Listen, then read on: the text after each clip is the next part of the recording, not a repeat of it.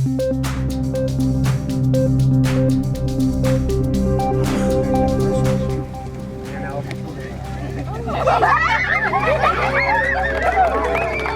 dedication ceremony for a unique keiki playground took place at the Mauna Kea recreation area on Monday. General contractor Site Engineering, Inc., with assistance from Takamine Construction, Inc., built the 3,700-square-foot playground. It's designed for keiki 5 to 12 years old and emphasizes climbing skills through the use of ropes, rails, and ladders rather than conventional features to challenge children's physical abilities, the county says. A synthetic turf covering a padded layer provides an attractive safety surface that also ensures the playground is accessible to people with physical or mobility challenges. Aloha! A lot of our kupuna now, they're watching their mo'opuna, their grandchildren.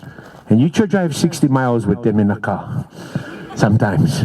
But now you can stop, laugh, play, relax, get back in the car, they fall asleep the rest of the way. Peaceful. Mayor Billy Kanoy always saw better things for the neglected Mauna Kea State Park when it was under state management. For 6 years, I would go up to the state legislature every year and say, hey, aloha state, why not give us hapuna in Mauna Kea? Because people know Kea County or state, they just like them nice. And I put on 3,000-4,000 miles a month, and everybody driving back and forth. And you go Mauna Kea, no more sink, no more rubbish can. And you're like, wow, no more sink, no more clean toilet. The county assumed stewardship of the former state park on July 1st, 2014, cleaning up and clearing out. To make way for new restrooms, paved parking lots, picnic areas, and landscaping, even installing lighted flag poles. First thing we did was put up flags for honor of veterans and those who serve. The county has also hired security to keep an eye on the area.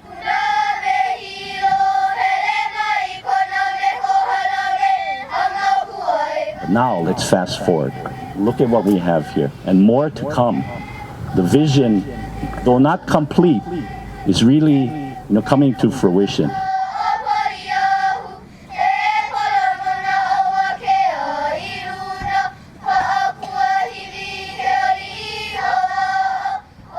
Peter Tameta, owner of Highwire Inc., told us all about the new equipment. I'm a manufacturer's rep for Compan Playgrounds of Denmark. In 1998, Compan in Denmark launched this product line called Galaxy.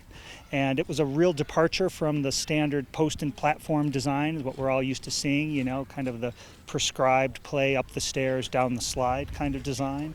And this was a real departure from that. Basically, they removed the fourth post and the deck, and you ended up with a very open-ended system that allows a kid to approach the structure from any angle. It's also all moving, and in that sense, the whole system kind of conspires against you. Every feature is unique to that location, and it's really all moving. Every surface is a play surface, and it's you'll see that there's a level of complexity and sophistication that meets kids where they live today. There's a lot of competition with video games, and part of the appeal of those things is the complexity of those games, and having a complex system like this will keep their attention and give them something to grow into rather than just mastering it in the first couple minutes.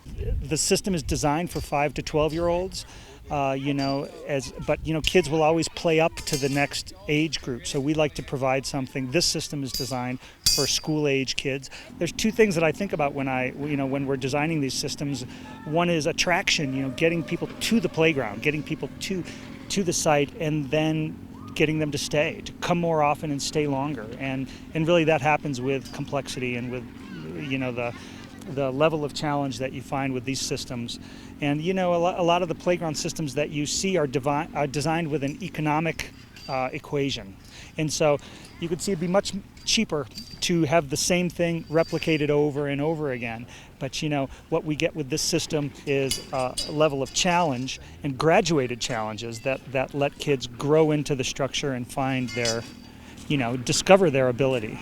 There is a lot more work planned for the Mauna Kea recreation area. A draft environmental assessment for the project was published in July. The document details planned improvements to the potable and non-potable water systems, recreational cabins, access, parking, landscaping, park amenities, and security and maintenance facilities. According to the EA, cultural practices and hunting in the region will benefit from the improved facilities. However, hunters say there are issues that still need to be worked out. Here is what Tom Lodge, chair of the Hawaii County Game Management Advisory Commission, had to say at a recent meeting. A lot of questions brought not only to the commission and commission members, but also to Parks and Recreation. I've been getting pictures in my email of signs that say no dogs allowed up at the Mauna Kea recreational area.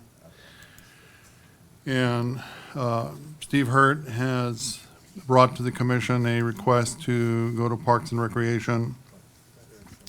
And so we've been attempting to do that over the last year. Actually, a year ago, last December, we started working with Parks until they actually took over in July and started work up there. But there have been several issues that have come up about the parks up there. One question originally was, that firearms aren't allowed and, in the county park, and there are signs, of course, plastered everywhere that there's no dogs allowed. The firearms on county parks is governed by HRS 134, so that's kind of a simple thing. The dog issue is are rules that are promulgated out of the chair or out of the Department of Parks and Recreation. And there may be some other peripheral interests or concerns as well besides just dogs. And so we have a meeting that's set up actually with Parks and Rec. We're going to have our attorney with us, Ike and myself, and we have another gentleman that will be joining us. So we are going to be given some preliminary opportunity to provide some input to Parks and Rec as to the disposition of activities up there, and as they may refer to bird hunting in particular has been a concern. So hopefully we'll have some opportunity to bring a little more definitive information back after that meeting.